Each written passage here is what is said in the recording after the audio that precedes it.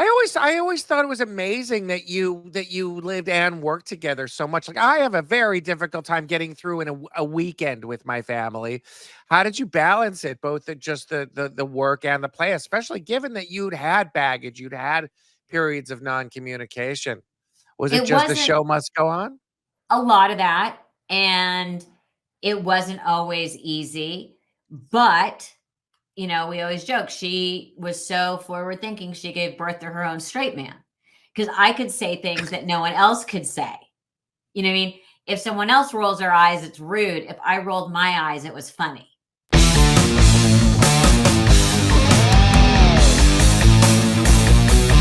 Bad decisions. Bad decisions.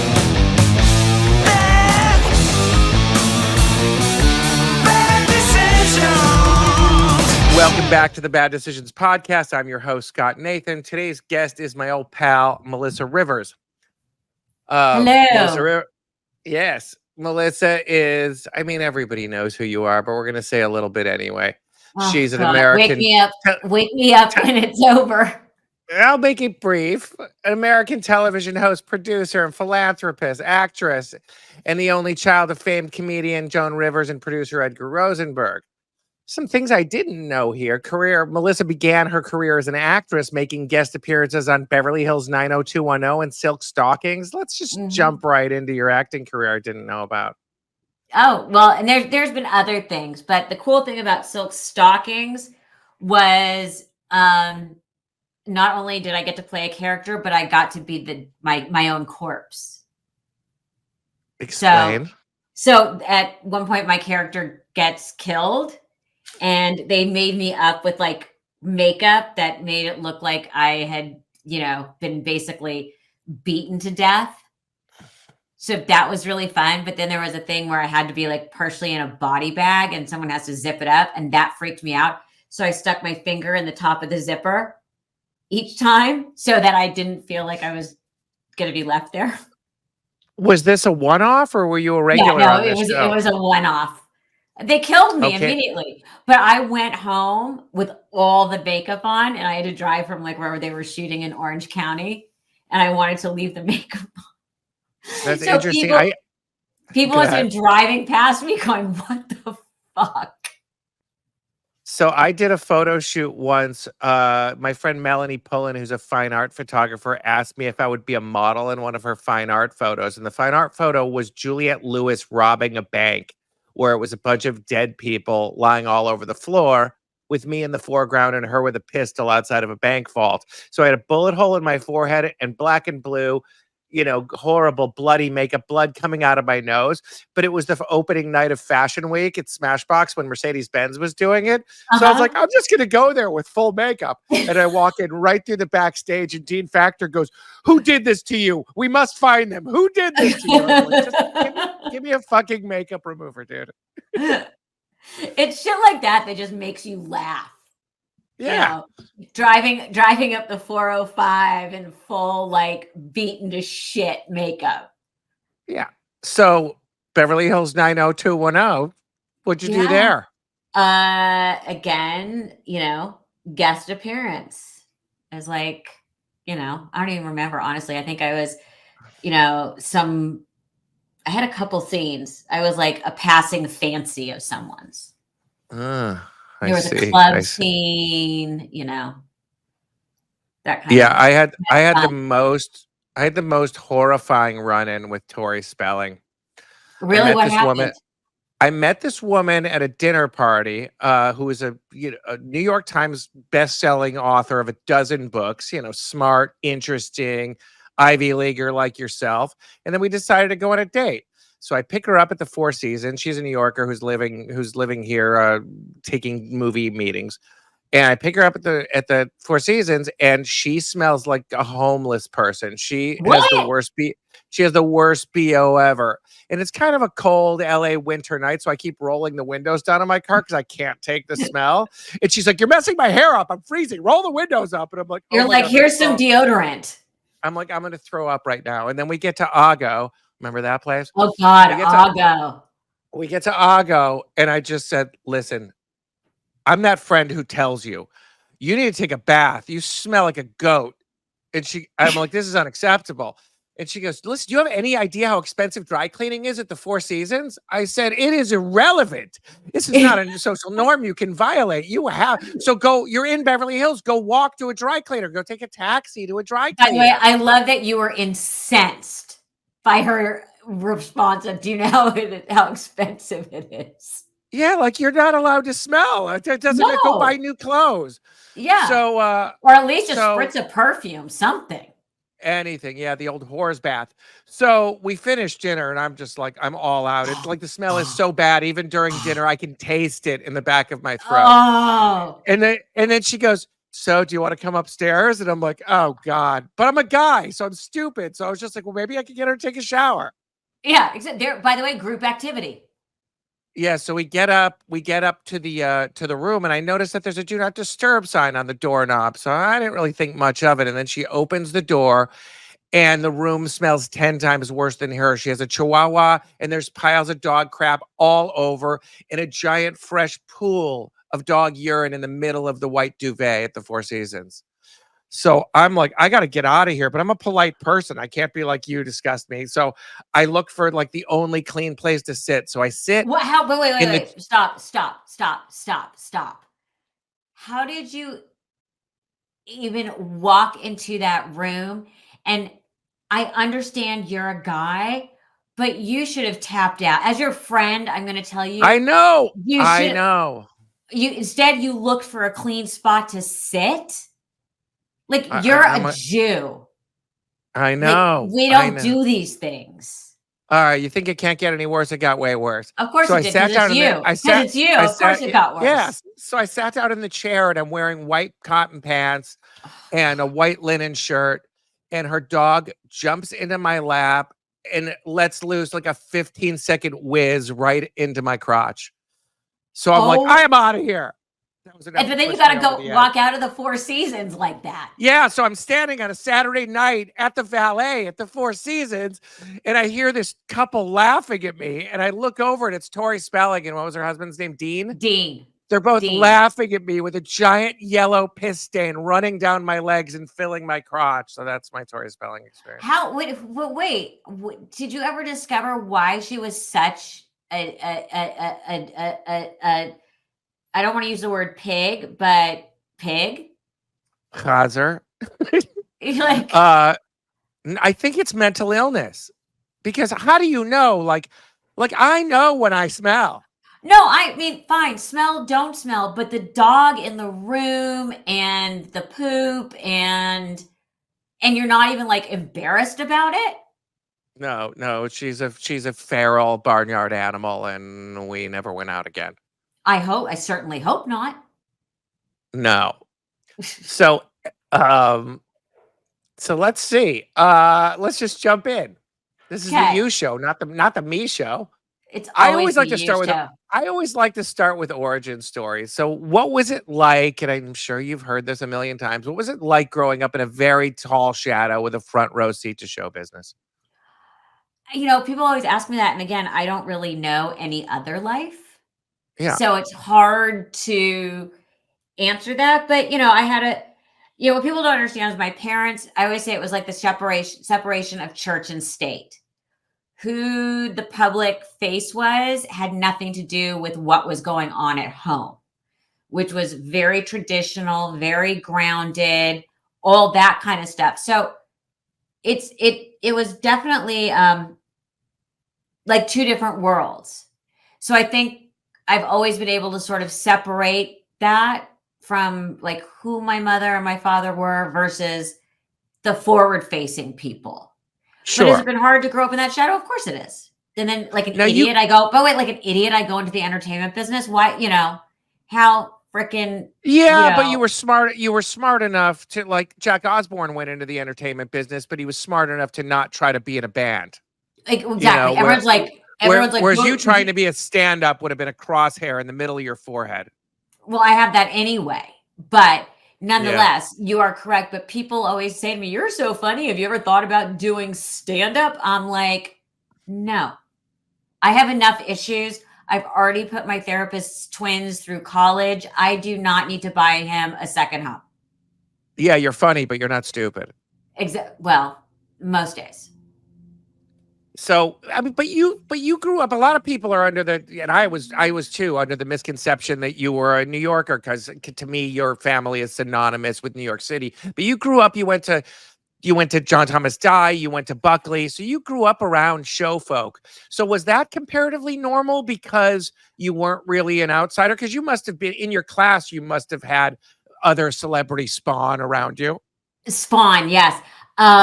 Well, it's interesting. John Thomas Dye at the time was not celebrity spawn, and that's why my parents liked it. There were a couple kids here and there. The Newhart kids went there. Don Rickles kids went there. Lisa Marie Presley went there. Mm. But it was very not that. And then my parents sent me to Marlboro, which is a very fancy all girls school.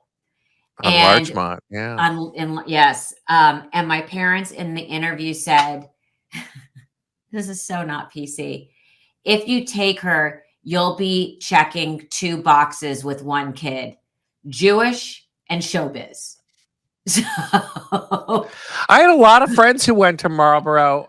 What I liked about Marlboro and Buckley was that your uniforms looked like they were Harry Potter. yeah, and then I transferred to Buckley. And interesting, Buckley had a number of kids who were working actors. They were the one school at the time that would support that. But my year was a lot of executives kids. It wasn't like those schools are now. It's just So where was were the vastly show folk different. kids?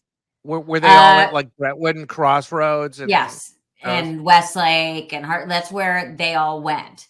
And my parents were adamant that I did not have that social group.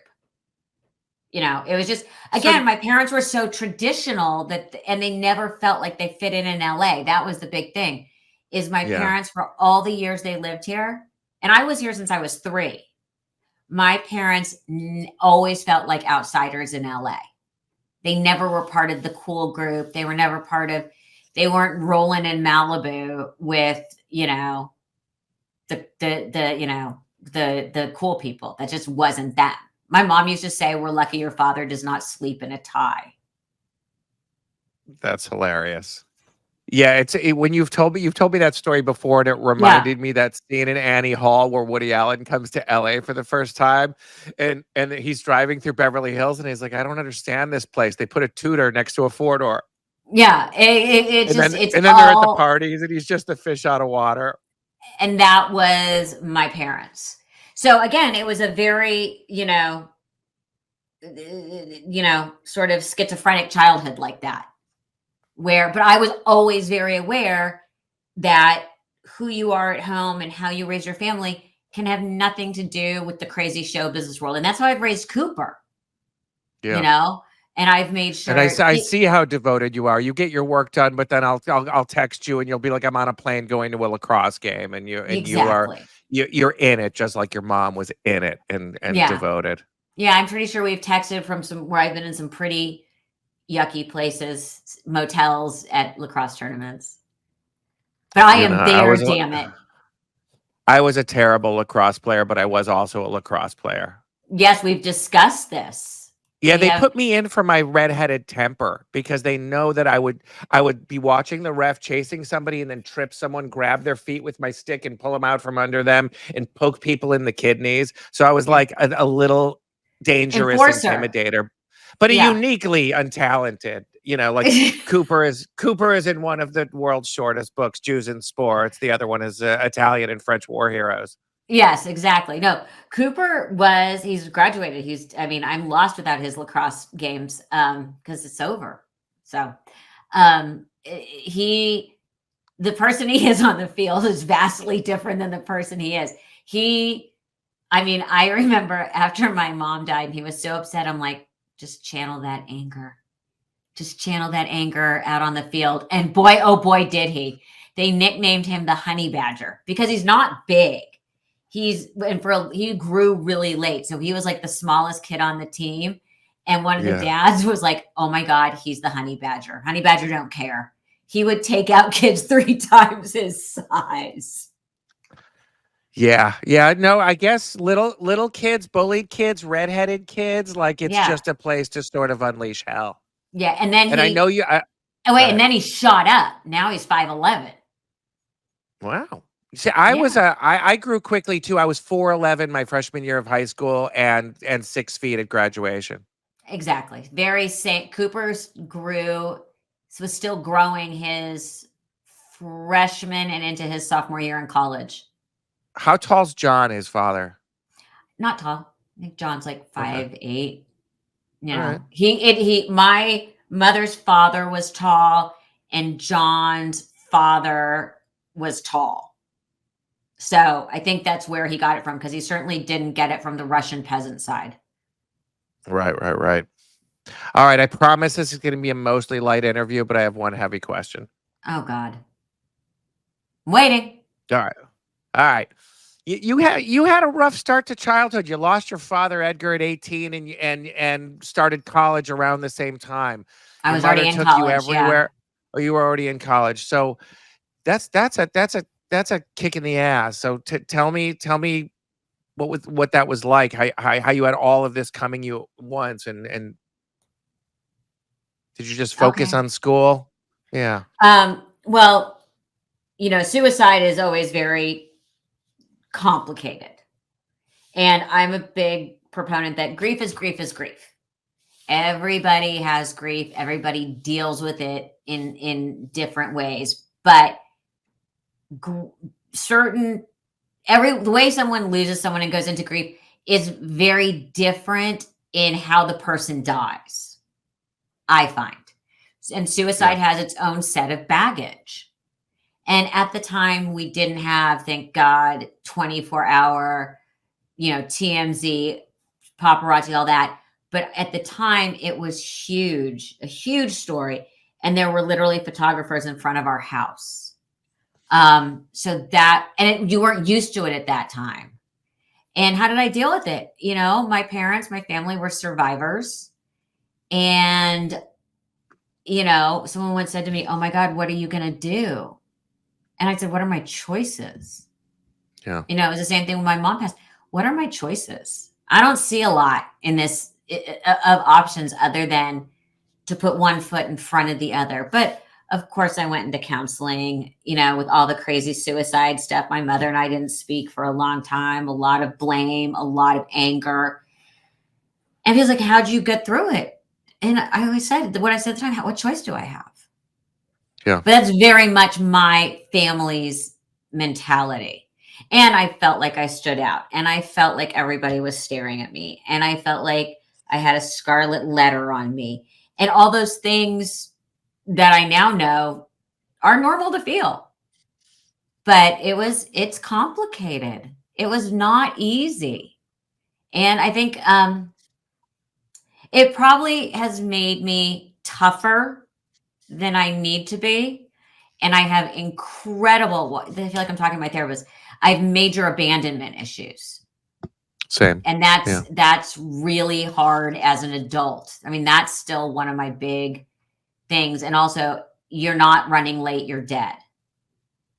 You know what I mean? Like that's always my default.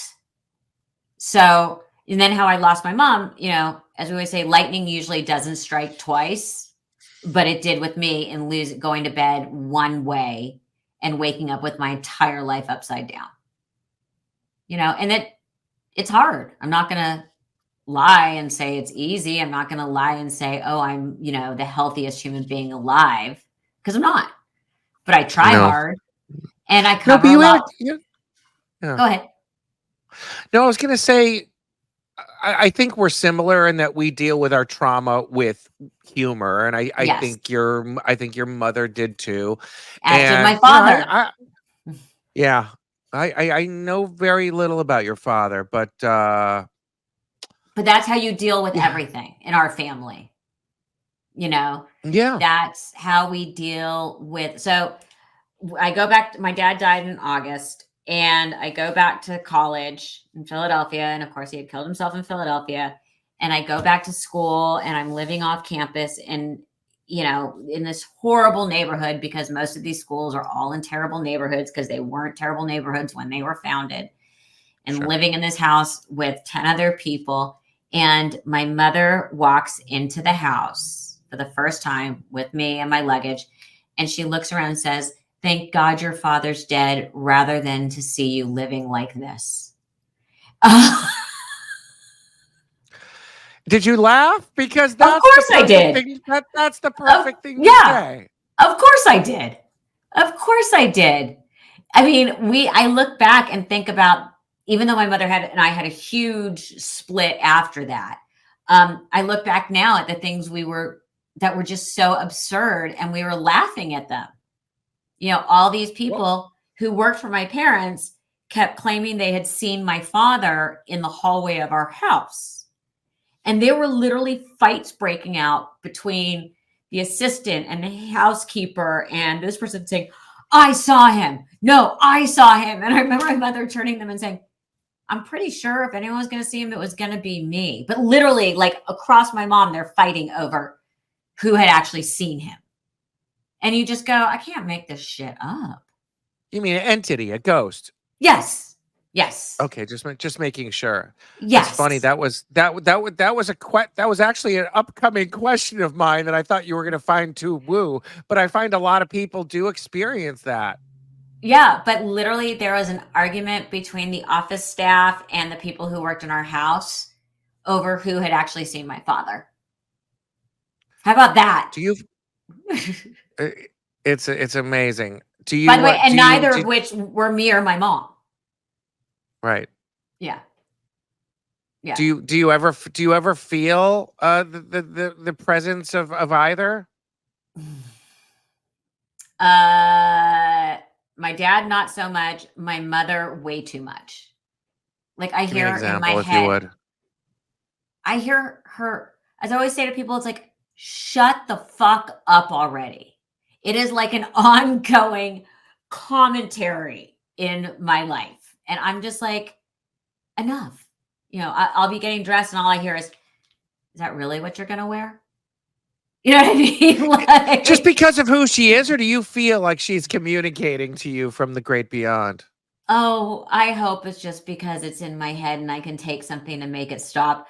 But I also think we're so entwined. We were so entwined in each other's lives.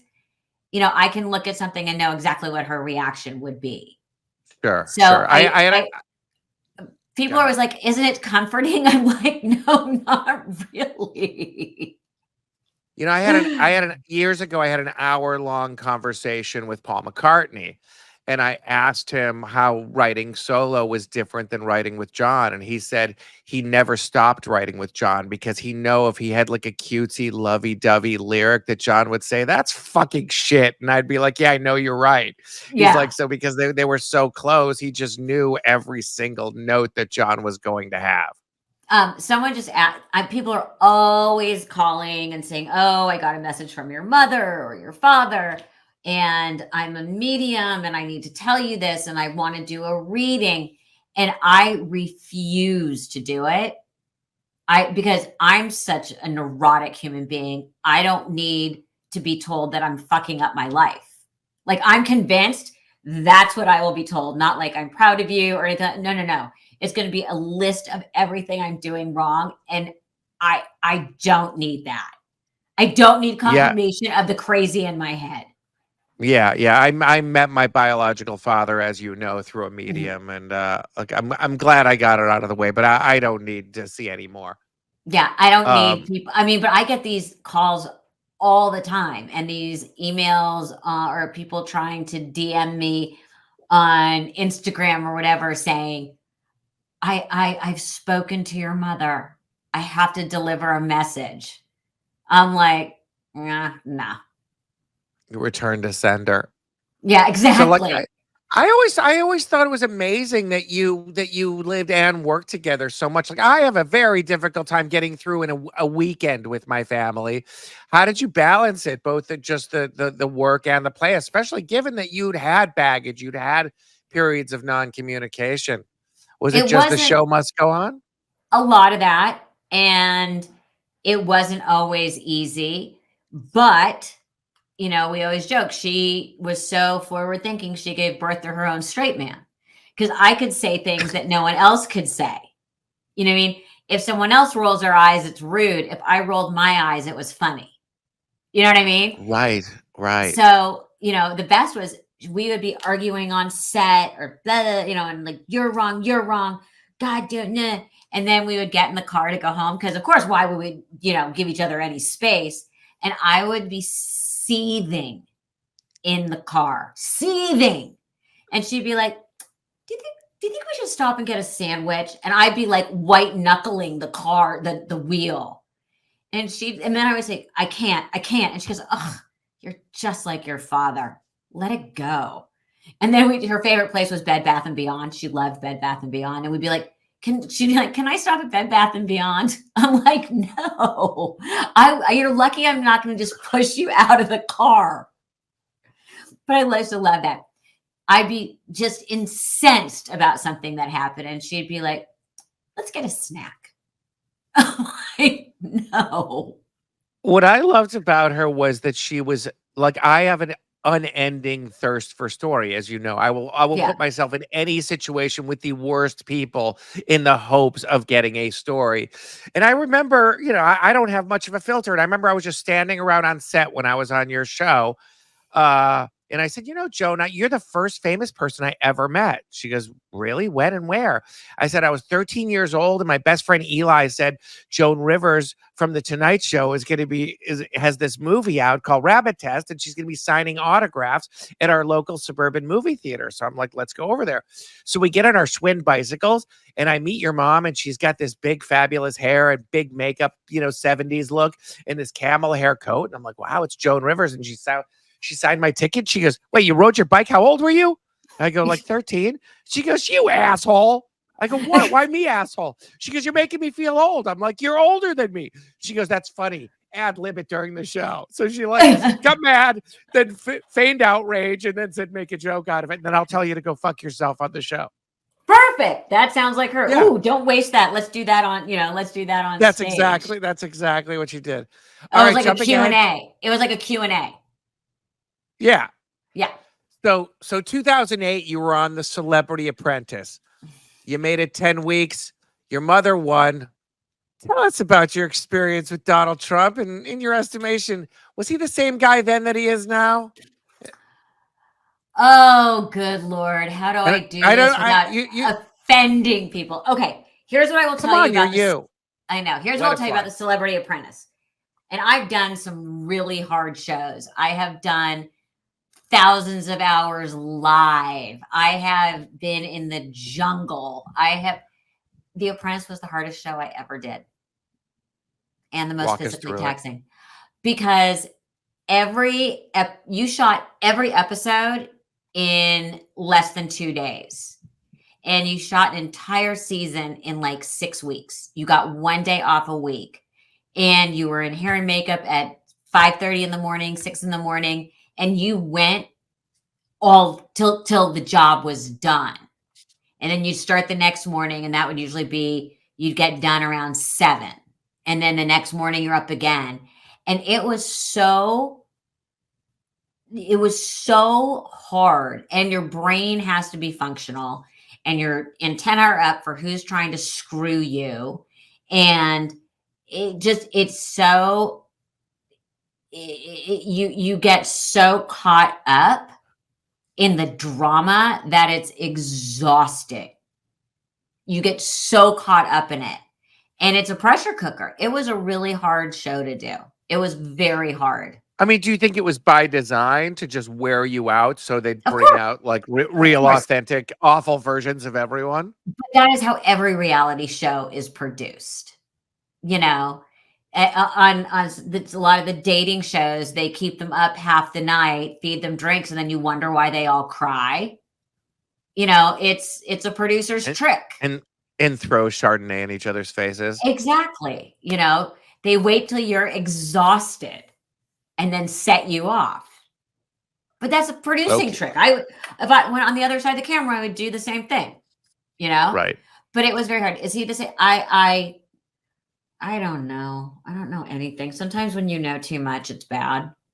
I mean, your mother was friendly with him, yeah? No, like let's use a small f. Frenemy, No, just lowercase lowercase f lowercase for friends, friendly. Yeah. right? My favorite is just people are always like, "What's he like?" I'm like, "Well, you're not really going to want to hear from me." And my fiance's Oh, family is I is am. quite conservative. Yeah. And without fail, I get into it with his brother every time. And Steve is always saying to his brother, "Don't push her. Don't push her. You're not going to win this. She knows shit you don't want to even know she knows. You're not going to win this conversation even close." But Well, yeah, but as you here was know, the I felt this. I spent a fair amount of time around that family too. but here is the hardest thing, and this was the hardest thing for me. The person that I knew for all those years is not the person I'm seeing now. And knowing he is, like him or hate him, he is the greatest salesman since P.T. Barnum. And I mean that as a compliment. Yeah, greatest Like self promoter ever. ever. And that's a skill in itself. No one's going to do that better than him. And To that's be what's so sure. hard for me is I've had a hard time rectifying the two people, that the one that I know and the one that I see, as it probably has been for you too, knowing the family. It's complicated because I've also seen him be so lovely and so generous in his time with my son, who had taken off school to come watch the finale of The Apprentice. He was like in second grade or third grade, and he was to make up for school, he was going to do an interview with Donald. And he stopped, spent time with my son, who got completely tongue tied. And Cooper had his phone, and he said, "Okay, Cooper, ask me this." And Cooper would repeat the question, and he would say, "Great question, Cooper," and give him an answer. So who is that person versus this person? Like it spins my brain. Yeah, and it's tricky because I was like a idealistic high school kid in the '80s who read The Art of the Deal, and I was just like, oh, he's Howard Hughes. He's one of these super. I mean, he wasn't, but he was a good self promoter. So then I fell in love with this girl in college, and she grew up in Great Neck and in Manhattan, and her dad was a big show business agent. And I just happened to mention over dinner one night, I said, "Hey, I stuck my head in that new Trump Tower." And the father, the agent, said, "Do not ever utter that name in this house again, or you can never stay here again." And I said, "Oh, why?" And he goes, "Don't." And I said, "Let's say I can't keep my mouth shut." Of course. So I said, let's say I have to reference him somehow. What should I say?" And he goes, "Anywhere in New York City, just say that trash from Queens. Everyone will know what you mean." And I was like, this guy really does not like Trump. I don't know Wow. why. So who Yeah, knows? who knows? But again, for me, there's the person that literally on a tape day of the finale of The Apprentice literally took time to be lovely to a second grader. But he also fired you. Whatever. What? But I'm No, just saying, so how do I rectify that person with this person? It's hard. isn't, and I'm sure I'm going to get heat for saying this, but I think isn't a defining characteristic of every sociopath charm? You know what? You're charming. True, but I'm also the Do closest you, thing you're ever going to get to meeting Christ. but do I'm you not a like the fact sociopath.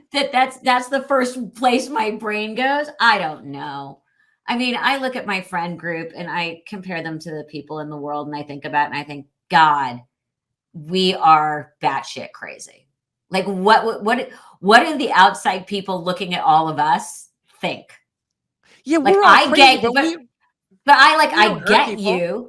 We don't hurt Yeah, people, but yeah. still, I'm sorry. There are some girls that you have taken out on dates that you probably stung their feelings a little, like Stinky McBob Bob or whatever her name was. Just saying. Yeah. I'm your Yeah. truth teller. Yes, you are.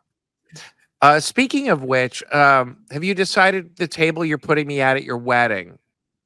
I've got it narrowed down. See, I don't know. I might. I How do I dreamt say about it this? last night. Did everything go to hell in a handbag, or did it go off smoothly?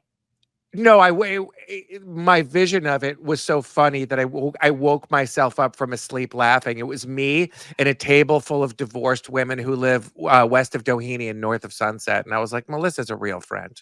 Half the And people then I listening just to this, people have no idea what we're talking about.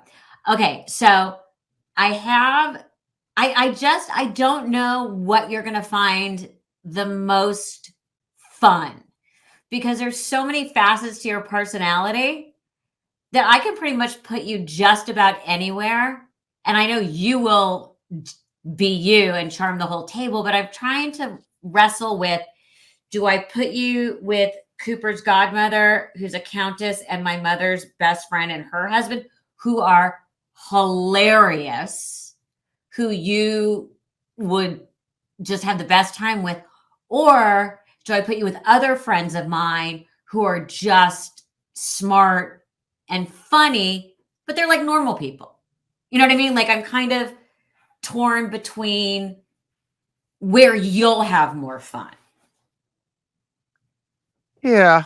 All right. We'll couch that for the moment. Yeah. But do you see, but that says what a good guest you are. I can pop you anywhere. Yeah, I am. I'm versatile. Yes. I'm good at the White House. I'm good at the whorehouse. But you know what? You gotta love your ability to get along anywhere. Yeah. What's the worst fashion trend right now, Melissa? Mm, God. Oof, right this second. I always cringe when I see the 80s coming back, but I don't think, okay, you know what the worst trend is right now? The Hmm. prices. It is disgusting what the prices now for fashion are. Like it's absurd and vile, vile, in my opinion, right now. With like, just the prices of everything are just that's the word I want to use, offensive. Yeah, You I'm know, everyone's all wistful about the death of Fred Siegel. And Fred Siegel hasn't been Fred Siegel in over a decade. I stuck my head in there a couple times recently and I'm like, I'm not paying $3,000 for a spray painted hoodie or a flannel. Mhm. And last time I was in Italy, I walked into Balenciaga and I saw, Crocs in hip hop gear. And I was like, get me out of this abortion right now. But also, Fred Siegel's not is not our Fred Siegel. No, Fred Siegel is where I discovered all these great designers that no one knew about before. Fred Siegel broke designers like Jill Sander and Oh yeah, Martin Margiela, all those great Belgian designers, all those, LPF, that great cashmere brand, and they and had we'd all real sit. buyers. Well, and we'd sit on the. They had the great restaurant in there, and you could literally just go and hang out. But Fred which Siegel's not Fred which is Siegel now anymore. yeah, with that restaurant now is the Jew hater restaurant. Yes, you were the one who got me clued into that. That was something. Yeah, yeah, her mutual friend was displeased with my post about that, but you know what? Can you Don't hear go to my a eyes roll? synagogue and yell at people's faces. Yeah. Can you hear my eyes rolling? Yeah. So, live from the red carpet. I know you've gotten this before, but I'm asking anyway. Best and worst celebrities. Nice wise or fashion wise? Both. Okay. Fashion wise, the best are still the ones that are the best. Nicole Kidman, Kate Blanchett, that whole group of women are Best. always Yeah. going to be the best. With a couple newer ones popping up here and there. The worst of all time. I'll tell you the smartest. because they get the most attention. Lady Gaga, my old Right. friend Laura Flynn Boyle, because they would just go as bananas. We still talk about Bjork. You know, Yeah. The Swan. it's this one. Those are the ones. Who did the American Express card dress from back in the Oh, day? Remember that? yes, she was a very famous costume designer, Catherine something, and she was married to Baz Luhrmann at the time. Yeah, it was brilliant. But look, we still talk about it. Yeah. The nicest are generally the biggest celebrities, which is always fascinating. You know, Tom Hanks is lovely. Tom Cruise is lovely. You know, Sarah Jessica Parker is like all these people who are these you would think would be nightmares are lovely. As I always say, it's third down in the ensemble cast. That's the asshole. Totally. Same in business. It's always the middle management, the VP, is the backstabber, and the CEOs are always these charming, Yeah. engaged, interested characters. Yeah. It was always like, you're going to be an ass. You're going to, and notoriously the worst I've ever encountered multiple times is Tommy Lee Jones. Oh, yeah. I've heard from multiple people that he's a colossal asshole. It's just, you can tell he hates doing it. And it almost feels like he hates doing it so much, he's going to make sure you have a miserable time as well. Right. That's the only way to describe it. Yeah. As you know, I worked for Nicolas Cage for a few years. And I remember love when my beloved Nick, even though he's a lunatic. he's the greatest. So he got voted People Magazine's worst dressed. And then when he That got is nominated for could be, I think that's very accurate. Yeah. So he gets nominated for his Oscar, which he won for Best Actor for Leaving Las Vegas, and no one would dress him except I believe it. finally one designer came through, and it was Hugo Boss. So I go over to Nick's house for some unrelated business, and there's 3 garment racks just full of tuxedos. And I was like, "Where'd you get all these tuxedos?" He goes, "Oh, Hugo Boss sent them to me." He goes, "Do you want a tux?" And I'm like, "Fuck yeah, I want a tux." And he goes, "Pick one out. Just nothing with a shawl collar. I like the shawl collars."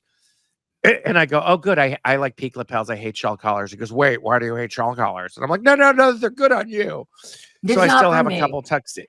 Yeah, so I still got a couple tuxedos that I got from Nick. Yeah, no, that's wonderful. Nobody sends me shit.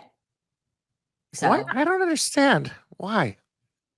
I don't know. I have had a number of designers since my mother passed be so unfriendly, is that even a word, to me, Yeah. after putting them on TV for the first couple times when they weren't important.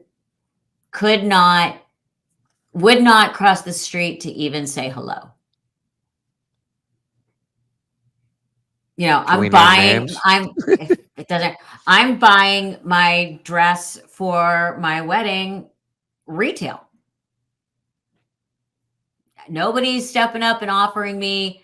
I mean, I'm talking to a couple people about maybe buying samples, but now I'm, looking at websites, ordering things.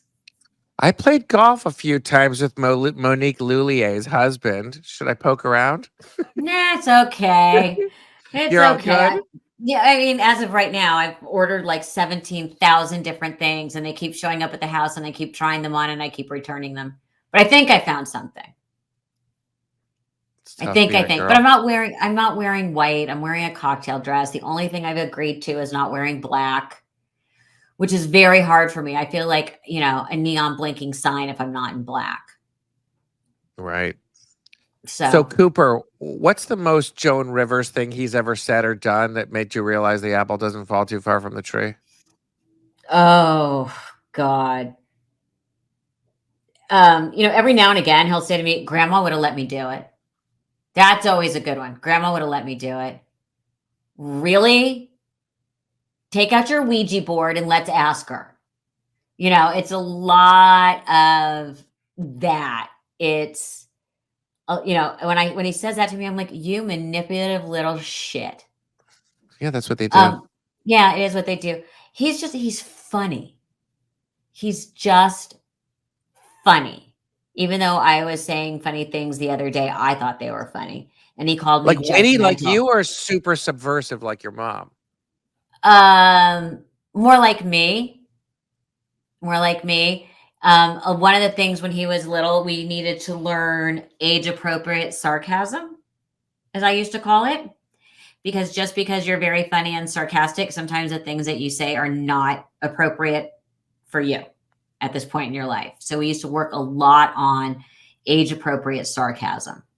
But the other day, we were at something and like we came home and I was talking about whatever it was. And he looks at me, he goes, "Ugh, you're so judgmental."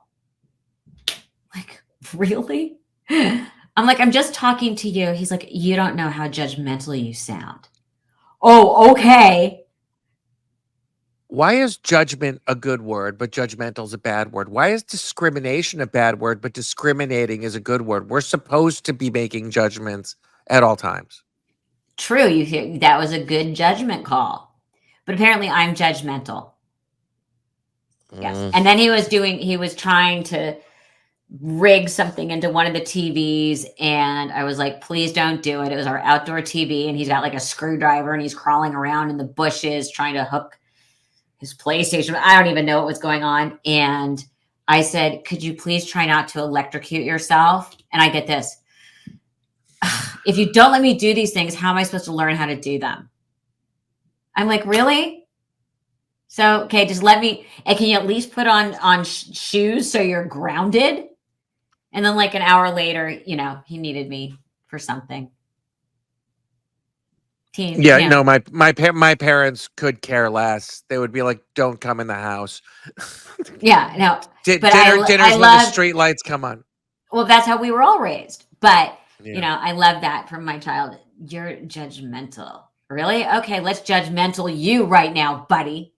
But it's also a lot of it because he and I are so close, and he had to move back home after college, and he's working, but he's in LA. You can't afford to live on those salaries, and he's living at home, saving money. Yeah, can't be so easy. But they're all doing it. That's all of his friends. I know. I know. You What are know. some of the biggest mistakes you've made in your career? Bad decisions, and what have Oh, you learned? there are so many bad decisions. Too many to list. Um, I've learned that at one point we were all young and stupid. And it's the old, I wish I knew then what I know now and different decisions I would have made. But I mean, the list is just way too long. Just different decisions, just different. I mean, we all look back and think how stupid was I? Yeah, I don't know. I kind of find them all funny. But then again, I do stupid. Most of the stupid things I do, I know are stupid when I'm doing them. I'm talking about more of a look back on, I should have taken this opportunity or I shouldn't have done that. Or maybe if I had been a little bit more aware, I would never have acted that way in a business situation. And what I mean, that kind of is sort of what I'm talking about. But I do stupid shit and make bad decisions every day. Yeah, I'm in same. a fight. I'm in a fight with the cat right now With the cat. because I think our cat and I are having some sort of a standoff because he was a bad cat the other day and he and I have been avoiding each other since. So I think like this is my head. Marty and I haven't spoken in 2 days. Um, maybe you should get some sliced turkey and No, he can come to reconnect me. with Marty. He All can right. come to me. No, I'm like, so this morning I was feeding him. I'm like, "Oh, you'll eat from me, but you won't come over to me and make eye contact with me." I'm like, "Fine, I can play this game." So every time he walks in the room, I get up and leave because I'm so mature. I'm gonna go This hang is out with the hilarious. dogs. I'm gonna go hang out with the dogs. Yeah, cats are assholes. I don't know if you saw that video about my friend's very French mother calls me in Beverly Hills, and she's like, and actually, no, I think she didn't call me. I was riding my motorcycle and I saw her on Hillcrest Road, and I see her in front of the house, And I said, hello. She goes, Scott, my cat does not love me. I said, your cat's a cat. She doesn't love anyone. She goes, no, no. She is crossing sunset and moving in with the bald rock star. I said, did you just say bald rock star? She goes, we. I said, which one? She goes, there's only one. And I was like, no, there's not. I go, Sting? She goes, no, not him. The other one. I go, Phil Collins? She goes, we, him. I go, your cat is moving in with Phil Collins. She goes, we. I go, what happens? She goes, well, she has a tag. So Phil, he calls me and says, can you come pick up the cat? And after 6 times, I said, Phil, maybe she loves you more than maybe you should live with Maya. And Phil's like, no, can you please just come pick up the cat? Cat would climb a tree, climb into the window, and move in with Phil Collins. Nice. Marty. Ingrates. Yeah, Marty, I now, because I set up like a perimeter around me in bed of things that I know he likes to knead. You know how they do the kneading thing? Yeah, Because the he bacon likes bread. yeah, because he likes to jump on me to play in the middle of the night, but he does that like aggressive, like play with me now. And I have like marks up and then I push him away because it usually wakes me out of a deep sleep, which that's just more fun. You know what I mean? So I've discovered if I put sort of a safety perimeter around myself, that stops him because he would rather do the baking bread thing than leap on me. Yep. Right. How many animals do you have now? 3. We have the cat and 2 dogs. All right. Yeah, I lost my cat about a year ago. I'm due for a new one. I almost found you a cat. You and I have talked about this. I saw a cat up for adoption, or someone needed to take a cat on like my neighborhood website. And I was like, oh, I should go get it and take it to Scott. But then I remembered you said you're not ready for a cat right now, and you weren't I'm ready, sure, but and the cat- I want another Devon Rex because I know they're good at traveling, they're good at road trips, they're good on planes, and they're mostly hairless. So I want another Devon. But then you have to buy it a wardrobe because they get cold. Yeah, I know. I have a vast wardrobe. Little turtleneck sweaters and such. Cashmere, monogrammed. Like Herman had a way better wardrobe than me. And yeah, his goth parents, Marilyn Manson and Dita Von Teese, were like, you made him preppy. He's not preppy. And I'm like, he is now. Yeah. By the way, who are they to decide what his style is? Yeah, plus he had kind of a Hitler mustache marking in his hair. So that's why Manson named him Herman, because after Goering, and he's like, you Nice. misspelled him. You didn't do 2 N's on the end. I'm like, I know what you did, Manson. And he goes, how'd you figure that out, Nathan? And I was just like, you're not that hard to figure out, Manson. Yeah, it wasn't a giant leap. Yeah, I've been to your Christmas party with the black Christmas tree and the German helmet on top. I know your vibe, but I do like Manson. But that has to be uncomfortable. It's just kabuki. It's just shtick. It's not real. He's just a dork from Ohio who's a very funny and witty guy. Yeah, every time I've met him, he's been very funny. I haven't seen I haven't seen the documentary, and I have no interest in watching it. But what are you watching? What are you watching? I'm gonna sound like an asshole. I'm not entertained by most entertainment. I watch like weird YouTubers. I watch people. No. I watch a lot of crime documentaries. Like, I am pretty sure I could pull off a major crime without getting caught. Because most of the people who get caught are just stupid. People do, like, watch Forensic Files. People are stupid. Yeah, see, I'm a delicate flower. If I watch that kind of stuff, I can't sleep to begin with. I'll have terrible nightmares. So I watch calming things. I watch people like resurrect old motorcycles, fix broken watches, clean off rusty things. I watch those guys that do food challenges, like Beard Meats Food, who travels around the world doing food challenges. I watch. Do you watch the Great British Baking Show? No, I haven't, but I hear it's good. Oh, it's competition in a pastoral setting. So like they're competing. I'm down with that. I like alchemy, so I like baking. I like cooking. Yeah. I like alchemy. But so they'll be like in the tent, sweating and cooking, and then they'll show, just duck followed by ducklings walking across the field in England to the Oh, see, pond. that's my kind of thing. Anything that brings my blood pressure down. Yes, this will There's bring this your there's blood this pressure down. there's this weird landscaper from Lakeland, Florida named Steve 1989, and he eats expired military rations. And there's something Oh, about his voice that's so relaxing.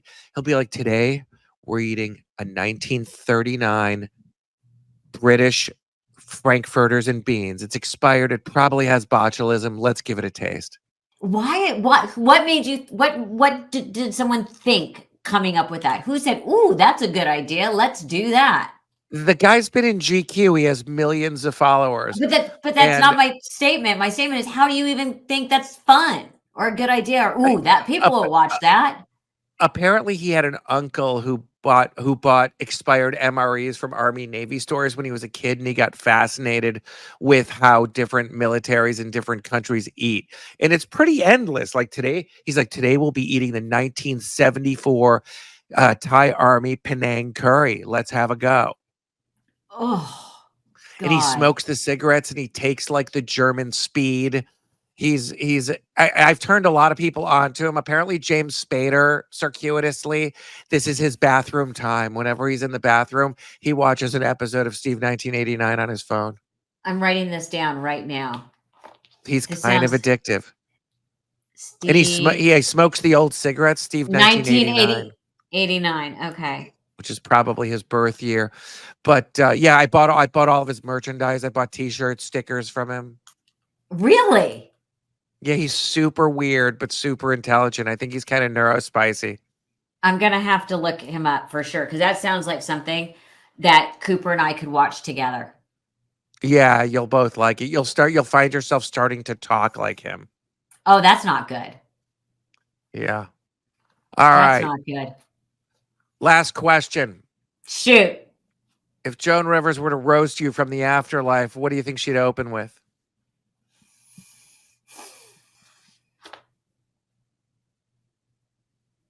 See, all those years I told you to wear sunscreen and you didn't listen are coming. All those chickens are coming home to roost now. Aren't you sorry you didn't listen to me? As you buy another special lotion or go get another laser treatment. See? I gotta be a Because your pretty mom, good one. because your mom was so natural. Yeah, well, no, but she had like this flawless skin. Her mother had True. flawless skin. And I did not get that. And my mother used to get tan, and then she had like a little skin cancer thing, and they took it off her lip, and she never had her face in the sun again. And look, and you still found an amazing fiance. Poor guy. You And gotta I wonder really, you gotta wonder what's wrong with him that he I, likes me and my friends. I really like Steve's. I really, not to sound too hippie, I really like his energy, and I really like you two together. Well, he really likes you. When I told him I was doing this day, he's like, "Tell Scott I say hi." All right, good. We have to hang for sure. And Yes. yeah, I'm not good at wearing sunscreen, and that's why I look like a boiled ham. There you go. I don't think you look like a boiled ham. Maybe a Well, little color corrector, but then there's nothing that can't be fixed. yeah. All right, a little bronzing powder, maybe. All Yeah, right, Mel, exactly. thank you so much. This is really fun, as always.